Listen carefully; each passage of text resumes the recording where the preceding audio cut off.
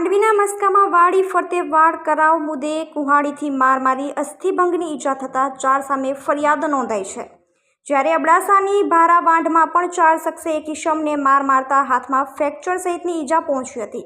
આ ઉપરાંત નખત્રાણામાં સમૂહ લગ્નના જમણવારમાં દાળ ઢોળવાની બાબતેની બોલાચાલીમાં 7 શખ્સે પરિવારને માર માર્યાનો બનાવ પોલીસ ચોપડે ચડ્યો છે। તો માંડવી પોલીસ મથકે મૂળ મસ્કાના ઈશ્વર ફકીર પટણીએ નોંધાવેલી ફરિયાદ મુજબ મસ્કામાં તારીખ 23/5ના સાંજે ફરિયાદીને વાડ કરવા મુદ્દે આરોપી દિનેશ ફકીર પટણી, ગોવિંદ પટણી, રાહુલ રમેશ પટણી તથા શાંતાબેન ચારે બોલાચાલી કરી કુહાડી તથા ધારિયા વડે ફરિયાદીને માર મારી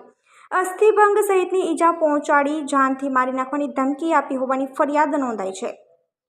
તો વાયોર પોલીસ મથકે ભારાવાંઢના અબ્દુલ કરીમ જતે, આરોપી અનવર સાલે જત, આદમ હમદા જત, મુબારક મુસ્તફા જત અને શરીફ હમદા જત વિરુદ્ધ નોંધાવેલી ફરિયાદ મુજબ ફરિયાદીને આરોપીઓ એક સંપ કરી તું મોહાડી શું કામ આવે છે તેમ કહી ઉશ્કેરાઈ ગાળો આપી લોખંડના પાઇપ અને ધોકા વડે માર મારી હાથમાં ફ્રેક્ચર સહિતની ઈજા પહોંચાડવાની ફરિયાદ નોંધાઈ છે।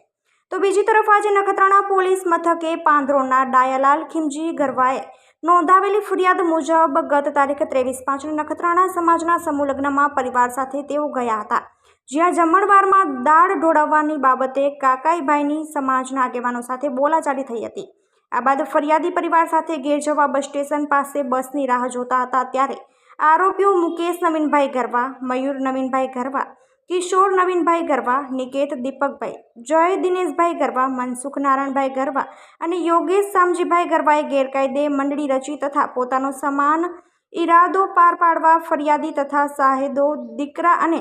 પત્નીને મારીને મારી નાખવાની ધમકી આપી હતી। પોલીસે મહાવ્યથા સહિત વિવિધ કલમો તળે ફરિયાદ નોંધી તપાસ આદરી